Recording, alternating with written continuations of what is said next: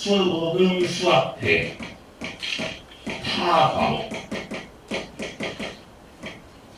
이렇게 지어볼게요. 근데 타 과목 중에서도 이제 바탕 쪽에 조금 더 집중을 해서 어머니들 들으시면 될 것 같은데 수학을 애들이 제일 힘들어하죠. 사실 타 과목에 비해서 수학을 힘들어하는 이유가 뭘까요?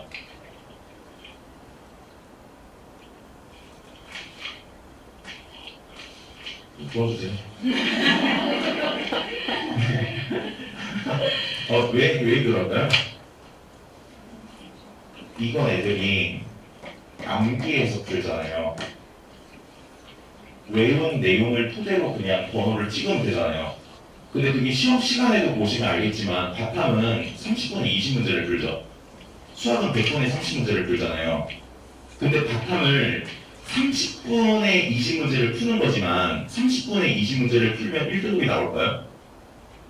안 나와요. 보통 1등급이 나온 애들은 20분 초반대에는 무조건 다 끊어요. 그럼 그 얘기 뭐죠? 보자마자 답을 막 찍는 식으로 출제가 된다는 거예요. 근데 수학 같은 경우는 그렇게 출제가 안 된다는 거죠. 근데 애들의 문제점이 뭐냐? 이 공부 방법을 여기에다가 적용을 시켜요.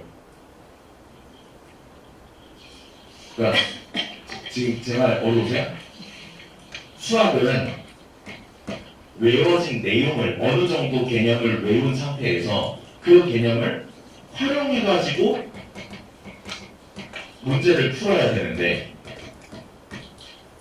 이걸 활용하는 힘이 애들이 없다는 거죠. 왜 그 힘이 없을까요? 이렇게 공부를 하니까.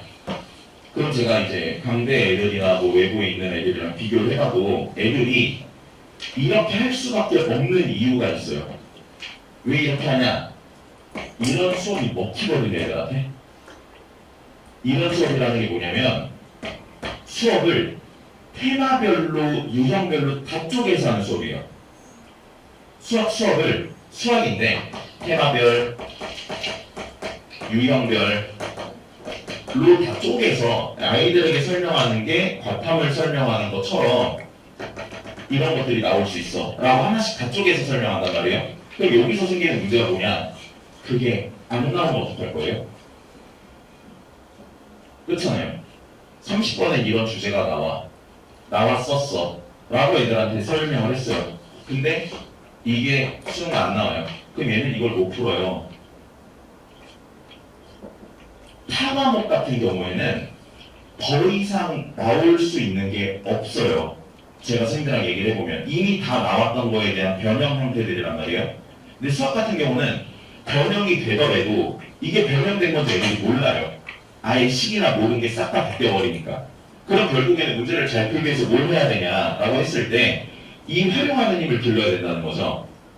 그래서 제가 수업을 할 때는 애들한테 저는 이런 수업 자체를 선호하지 않아요.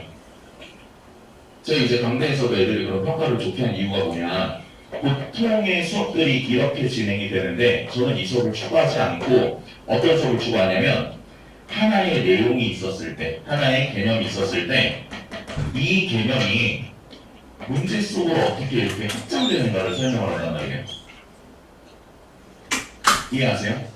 그러면 이걸 가지고 이걸 확장되는 능력을 애들이 지금 배운 상태이기 때문에 이걸로 이렇게 1대1로 매칭이 되는 게 아니라 하나의 개념을 가지고 문제가 어떻게 바뀌는지 간에 풀 수 있는 힘을 만들어내는 게 제 수업이라는 거예요.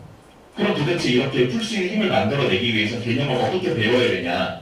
개념은 교과서를 기반으로 해서 약간 수능에서는 교과서 이런 부분을 중요시 생각해 라는 걸로 진화시켜서 배워야 될 필요가 있는 거고, 또 하나는 이런 거 제가 딱 이 얘기를 해드릴게요. 문제가 방정식과 관련된 미분이 나왔다.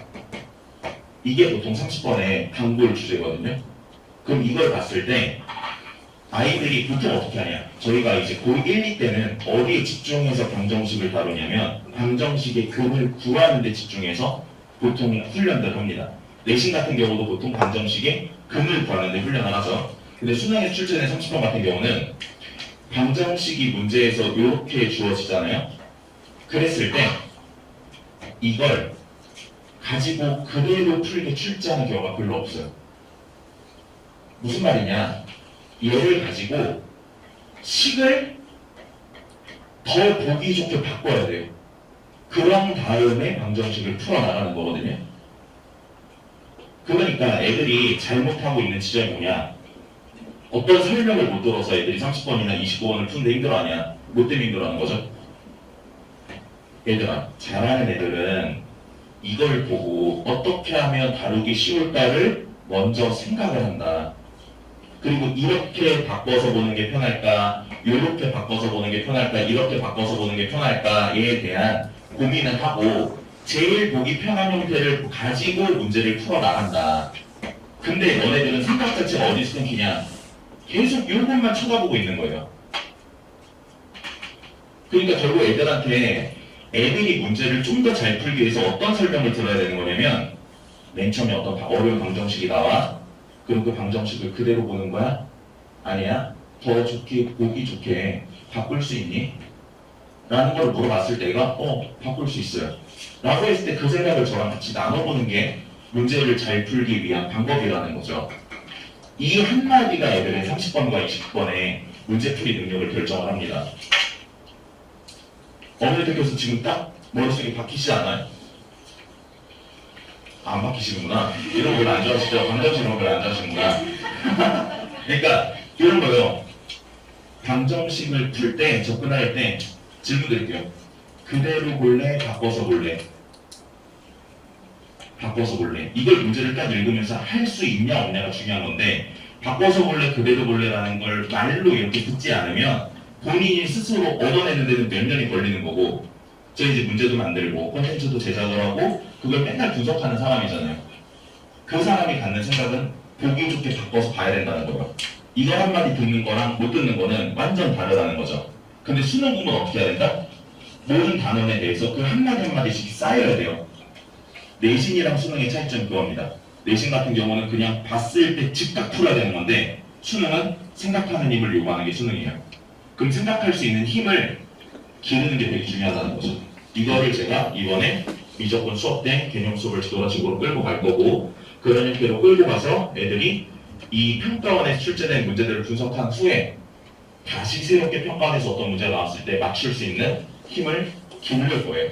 애들이랑 같이 길러 나갈 겁니다. 네, 그렇게 제가 수업을 끌고 가신다고 생각하시면 될 것 같아요. 다 이해하셨죠? 그 한마디가 중요한 거예요. 한마디. 그 한마디를 강조해서 가르치는 수업을 선택을 해서 들어야 수능에서 실패가 없다. 그걸 아셔야 돼요. 애들이 재수 때도 생각을 잘 못 바꾸는 이유가 그것 때문에 그래요. 한 번 잘못 배우잖아요. 그럼 그걸 고치기가 진짜 힘들어요. 처음 수능을 배울 때 처음부터 잘 배워야 돼요. 아시겠죠? 네, 제가 저렇게 잘 끌고 가겠습니다. 그래서 이번 2학기 때 제가 수업을 할 거는 개념을 쉽다 미적분을 수업을 할 거고요. 과제는 친구들에 따라서 조금 다르게 진행을 하려고 해요. 어떤 친구 좀 미적분을 했다라는 친구들한테는 기출문제를 더 가지고 풀리게 할 거고 내가 아직 난 미적분에 대해서 기출문제를 막 들어가기가 너무 힘들다 평상시에 보기가 힘들다 하는 친구들은 계산력이라도 많이 길러놔야 되니까 센이랑 센수학 있죠? 네, 센수학 무시하시는 거 아니죠? 센수학 계산하는데 진짜 중요한 책이에요. 센수학을 2학기 때 풀리시는 걸 추천을 하고 그리고 추가적으로 더 할 수 있으면 기출문제 푸는 걸 추천합니다. 어머니 제가 질문 하나 드릴게요. 강대에서 애들이 센 푸는 애가 있을까요 없을까요? 엄청 많아요. 내신 때 다 했잖아요. 근데 엄청 많아요. 왜 할까요? 그러면 애들이 그걸? 애들이 못해서 할까요? 아니 저 수능에서 1, 2등급이 나왔던 애들인데 다시 공부할 때 그걸 왜 하는 거죠? 일단 기본적으로 미적분은 계산이 안 되면 시험을 잘 볼 수가 없어요. 미적분은 계산이 굉장히 중요한 과목이기 때문에 그거를 3학년 올라갔을 때 늦게 시키지 마시고 2학기 때 한 번 더 제대로 시켜놓는 게 맞지 않나 싶어요. 그래서 저는 그렇게 기출 분석과 애들의 계산력을 높이는 수업을 잘 진행해 보도록 하겠습니다. 네, 그럼 저는 설명 여기까지 드리면 될 것 같고 미적분의